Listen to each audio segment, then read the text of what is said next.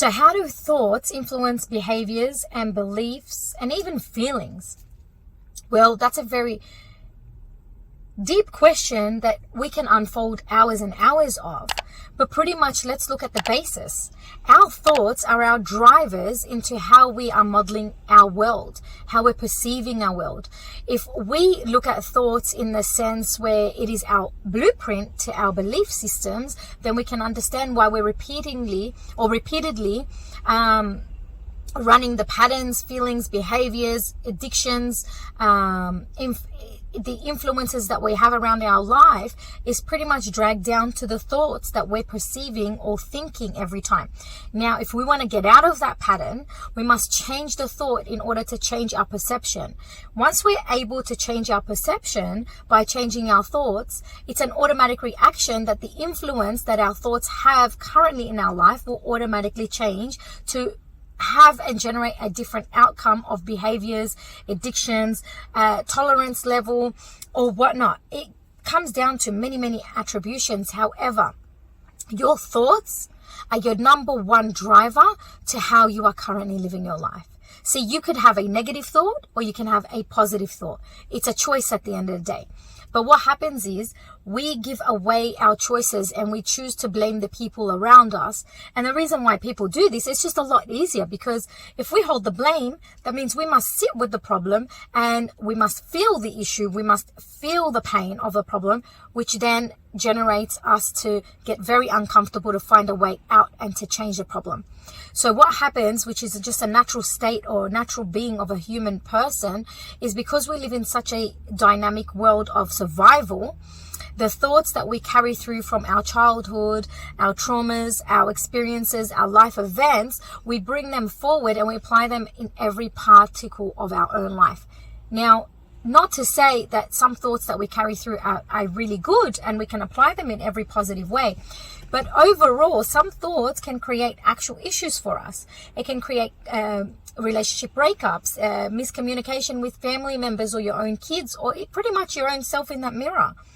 So it's so important to be very consciously aware of your thoughts, because at the end of the day, we can have two people sitting the same story, the same event, and these two individuals can take on board the story or event very differently.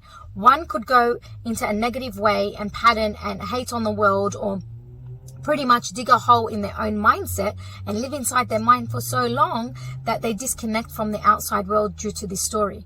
Whereas the other person, being in the same scenario, same story, decides to take on board the story, and instead of looking at all the negative points of it, they decide to take out all the learnings or the ways of how they can deal with life, or the resilience they can build, or the strength that they had to be able to tolerate this problem that's pretty much occurred to them, because it's pretty much destiny. You can't choose, it's inevitable, certain things that happen to you.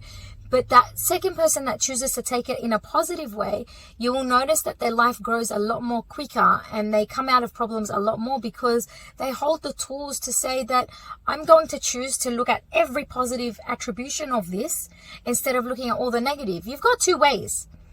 The world can go either way. And then you have this third person going in the same story, where they decide to completely disconnect from their physical body and they go numb and they shut down. So they don't choose to be sad, in a hole, anxiety or anything like that. They don't choose to take the positive and grow and apply something different. They choose to go in the middle, which is their soul, you can call it, or their spirit, somehow detaches from their physical being and body, and they're no longer attached to the physical self. And a lot of these people that you may know, or if you know anyone, or it could be even yourself, that when somebody's telling you a story, you cannot feel the emotion of it. Or when you say your own story, you're not connected to it. You don't get the emotional compassion or emotion of sadness, guilt, hurt, shame, whatever it may be. And that's pretty much because you've disconnected from your physical self. Now, people that disconnect from their physical self is a lot more detrimental than the person that digs a hole with the emotion and doesn't take them anywhere except spiraling down. And the reason why I say this is the one that's neglecting and coming out of their physical body, they're really detached.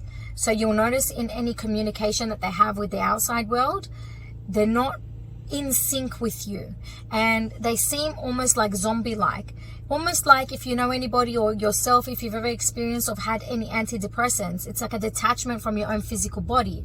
It's like ignorance to bliss, in the sense where the people that take cocaine or any form of drugs or any sort of addiction or alcohol, they're detaching themselves from the body. Whereas this person doesn't need to take any of that due to a heavy load of trauma, or could be even a milder trauma that's caused this for them because they cannot handle or don't have the right tools or support systems. Whatever the reason is, they detach from their physical self.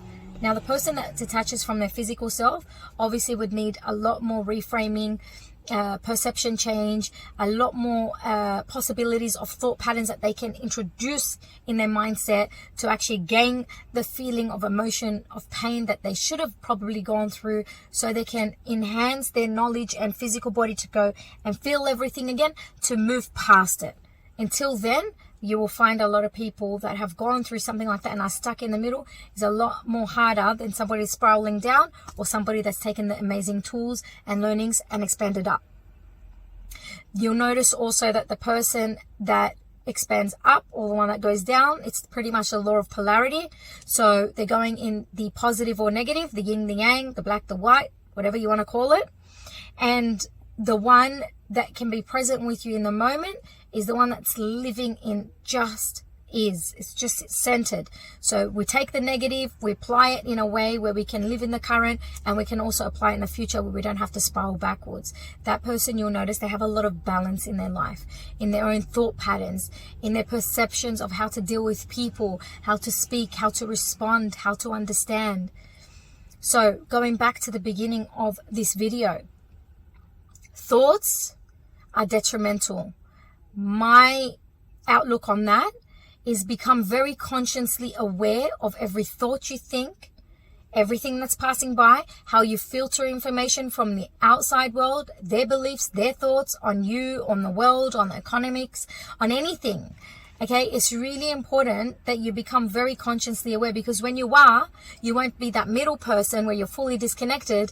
And when you are consciously aware, if you're down spiraling, you'll pick up on your patterns, and then you can start to find new ways to deal with them through meditation, breathing, tapping. There is many things and tools out there to use to get you out of that rut.